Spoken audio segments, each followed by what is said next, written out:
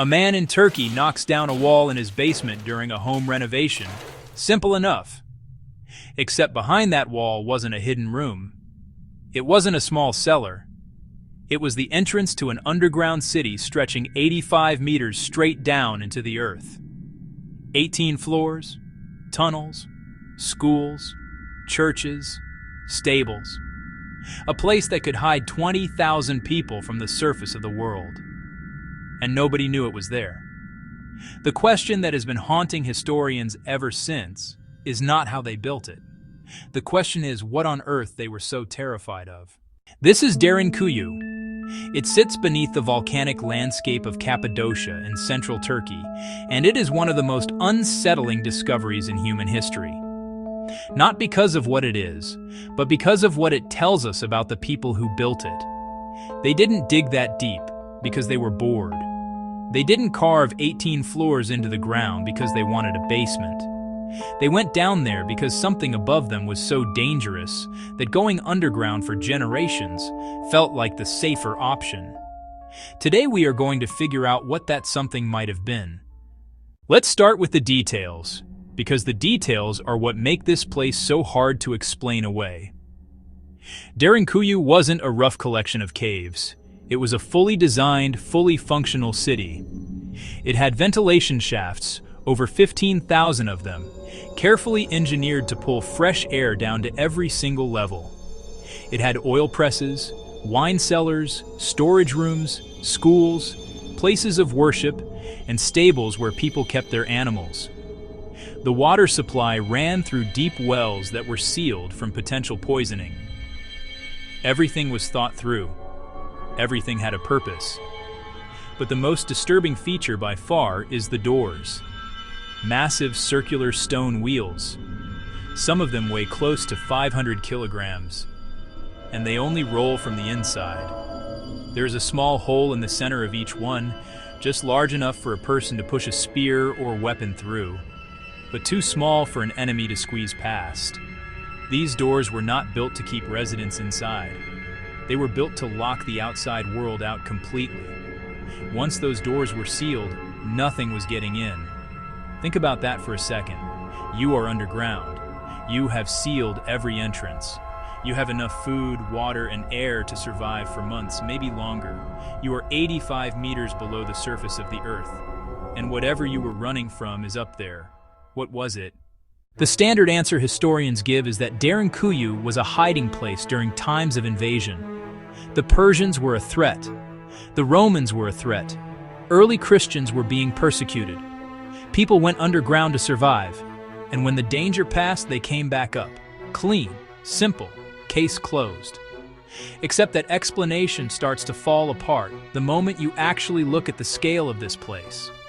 If you are hiding from an invading army for a few weeks, you do not need 18 floors. You do not need schools.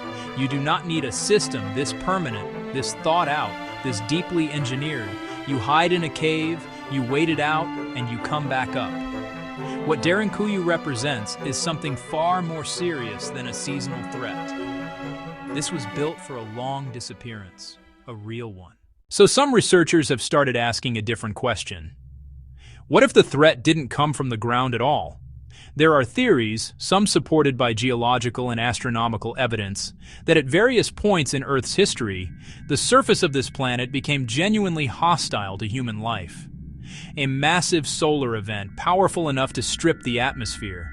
A sudden climate shift cold enough to freeze entire regions in a matter of years. A cataclysmic impact event that blocked out sunlight for decades.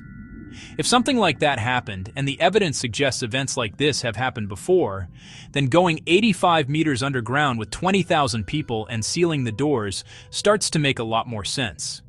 Derinkuyu might not be a hiding place from other humans. It might be a survival pod.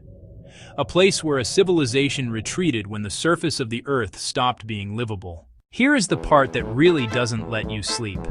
Derinkuyu is not alone. In the Cappadocia region of Turkey alone, archaeologists have found over 200 underground cities. Many of them are connected to each other through long tunnels that stretch for miles underground. This wasn't one terrified community digging a hole in a panic. This was a coordinated, large-scale, regional effort to move an entire population beneath the ground. Who organized this? How far back does it go? Some researchers believe these tunnels are significantly older than the civilizations that are traditionally credited with building them. The volcanic rock they are carved into suggests timelines that push far beyond written history. And if that's true, then we are not looking at a footnote. We are looking at evidence of an era of human civilization that we have almost entirely forgotten. Is it possible that we are not the first advanced society to exist on this planet?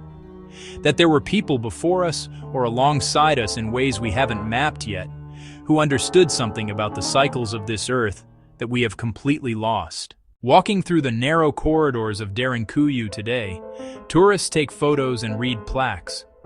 But those tunnels were once full of people living their entire lives in near darkness, waiting for something above them to end, waiting for the world to become safe again. Derinkuyu is technically a tourist attraction now. You can buy a ticket and walk through it on a Wednesday afternoon. But to the people who cut every single one of those stones by hand, who rolled those massive doors shut and listened for sounds from the surface, it was the difference between survival and extinction. Maybe the most important thing this place teaches us is that we have been through darkness before. That the people who came before us faced things we can barely imagine, and they found a way through.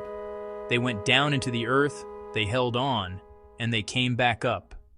History doesn't always move forward. Sometimes it circles, and sometimes the answer to what's coming is buried in what already happened. Subscribe to Midnight Curiosities.